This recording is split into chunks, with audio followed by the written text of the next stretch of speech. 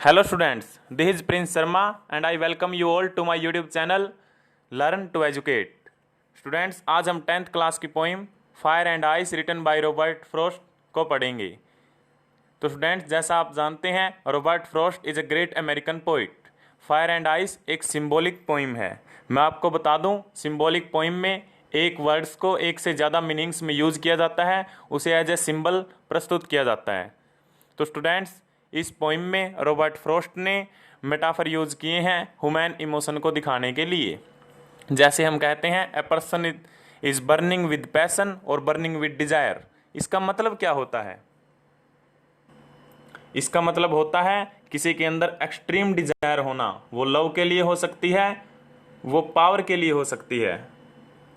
और जैसे कहा जाता है he is as cold as ice. इसका मतलब यह नहीं है कि वह व्यक्ति बर्फ है। इसका मतलब इसको एज ए सिंबल यूज किया गया है he is not affected by any feelings. उसके ऊपर किसी भी फीलिंग्स का कोई फर्क नहीं पड़ता है।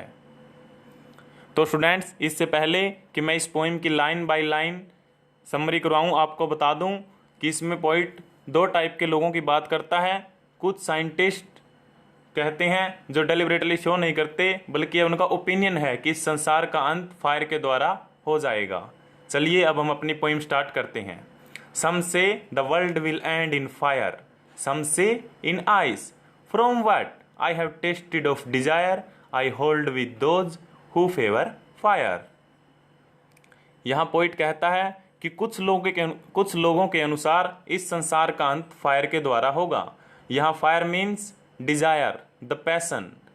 इट मीन्स वो हम एग्जाम्पल ले सकते हैं, जैसे वर्ल्ड वॉर सेकंड हुआ या फर्स्ट हुआ, उसमें हिटलर की एक्सट्रीम डिजायर थी, उसके पावर की, वह इस कंट्री के ऊपर रूल करना चाहता था और इस डिजायर की वजह से पता नहीं कितने लोगों को अपनी जान से हाथ धोना पड़ा, केवल एक पर्सन की एक्सट्रीम डिजायर की वजह से कि मेरे पास पावर हो, सत्ता हो।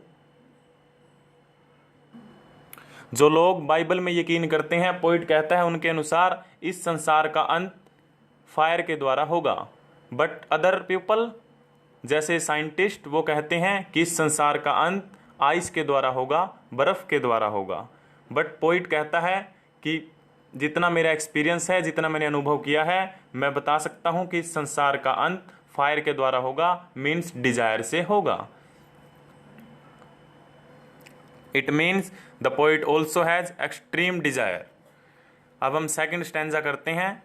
But if it had to perish twice, I think I know enough of hate to say that for destruction ice is also great and would suffice.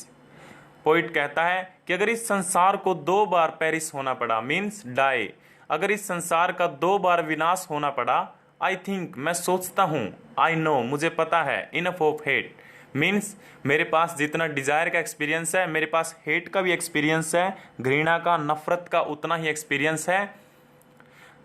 Enough of hate to say that for destruction ice is also great. Poet कहता है कि जितनी संसार के विनाश के लिए fire responsible होगी, पर्याप्त होगी, उतना ही आइस भी खतरनाक होगी। जैसे हम एग्जाम्पल ले सकते हैं अगेंस्ट वर्ल्ड वॉर का। मान लीजिए कोई कंट्री डिसाइड करती है किसी दूसरी कंट्री के ऊपर रूल करने का, जस्ट बिकॉज ऑफ डोमिनेंस। तो वो जिस कंट्री के ऊपर रूल करने के लिए डिसीजन लेती है, वो दूसरी कंट्री में ऑब्वियसली उसके खिलाफ एक हेट बढ़ जाएगी, वो उससे नफरत करेगी, उनके लिए उनके मन में घृणा होगी।